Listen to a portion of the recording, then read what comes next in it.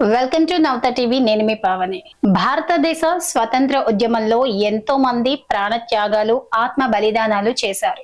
వారిలో మనకు తెలిసిన వారిలో కొంతమందిని మనం గుర్తు పెట్టుకొని స్మరించుకుంటున్నాం. వారిలో ముఖ్యంగా మనం చెప్పుకోదగిన వ్యక్తులు ఎవరైతే ఉన్నారో వారు గాంధీ, జవహర్లాల్ నెహ్రూ, సర్దార్ వల్లభాయ్ పటేల్. వీరిని మాత్రమే స్వతంత్ర సమరయోధులుగా గుర్తించి జయంతులు, వర్ధంతులు ప్రతి ఏటా చేస్తున్నాం. కానీ వీరి పోరాటం వెనుక ఎంతో మంది కృషి ఉండటం వలనే మనకి స్వతంత్రం లభించింది. ఇప్పటి తరానికే కాక వారి ముందు తరానికి, వెనుక తరానికి కూడా వీరి పేర్లే స్మరించుకుంటూ ఉన్నాం. కానీ మన భావి తరాలకు మాత్రం కొంతమంది స్వతంత్ర సమరయోధుల గాథలను మనం ఎప్పటికైనా చెప్పాల్సిన బాధ్యత మన మీదనే ఉంది. అలా చెప్పని పక్షంలో వారి త్యాగాలకు అర్థం లేకుండా పోతుంది. కాబట్టి మనం చెప్పుకోబోతున్న స్వతంత్ర సమరయోధుల జీవిత కథలో భాగంగా మనకు కనిపించని, వినిపించని కొంతమంది సమరయోధుల జీవిత చరిత్రను తెలుసుకోవడానికి ప్రయత్నం చేద్దాం. అందులో భాగంగా వినాయక్ దామోదర్ సావర్కర్ అనే ఒక సమర యోధుడి జీవిత చరిత్ర గురించి తెలుసుకుందాం. అసలు ఎవరు ఈ వినాయక్ దామోదర్ సావర్కర్? ఈయన స్వతంత్ర ఉద్యమంలోకి ఎలా వచ్చాడు? ఈ స్వతంత్ర ఉద్యమంలోకి రావడానికి దోహదపడిన వ్యక్తులెవరు? ఈయన స్వతంత్ర ఉద్యమంలో ఎటువంటి కీలకమైన పాత్రను పోషించారు? ఇలాంటి విషయాలు తెలుసుకునే ప్రయత్నం చేద్దాం. ఆయన 1883 మే 28న మహారాష్ట్రలోని నాసిక్ జిల్లాలో బాగూర్లోని జన్మించారు. వినాయక్ దామోదర్ సావర్కర్ భారత రాజకీయ నాయకుడిగా, కార్యకర్తగా, రచయితగా ఉన్నారు.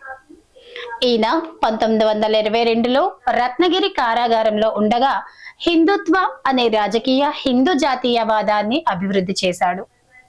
హిందూ మహాసభ ఏర్పాటులో ఈయన కీలక సభ్యుడు. తన ఆత్మకథ రాసినప్పటి నుంచి ఆయన పేరు ముందు వీర్ అనే పదాన్ని వాడడం వలన వీర్ సావర్కర్ అని కూడా పిలుస్తారు. హిందూ మహాసభలో చేరిన తర్వాత హిందువులందరినీ భారతీయత పేరు మీదుగా ఏకతాటిపైకి తెచ్చేందుకు హిందుత్వ అనే పదాన్ని వాడాడు. సావర్కర్ నాస్తికుడు.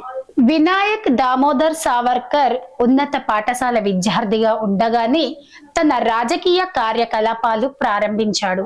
పూణేలోని ఫెర్గూసన్ కళాశాలలో కూడా వీటిని కొనసాగించాడు.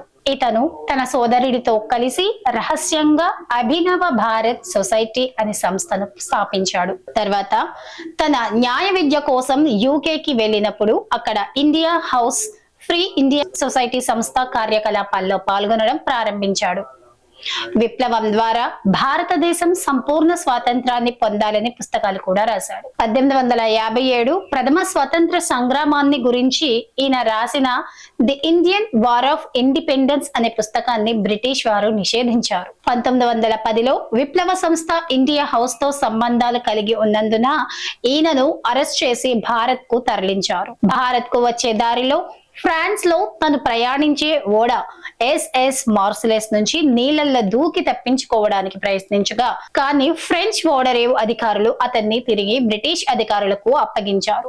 భారత్ కు రాగానే సావర్కర్ కు 50 ఏళ్ల జైలు శిక్ష విధించిన బ్రిటిష్ ప్రభుత్వం ఆయనను అండమాన్ దీవుల్లోకి సెల్యులర్ జైలుకు తరలించారు.